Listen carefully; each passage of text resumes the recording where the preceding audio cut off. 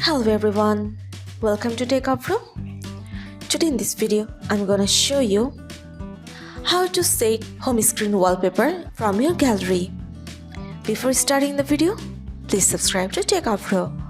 So let's get started. For this, you have to open your gallery. Now choose a picture. Here you can see more option. Click on this. Now click on Set as Wallpaper. From here, you'll find three options, but you have to choose here Home Screen Wallpaper. Then press on this Sign option.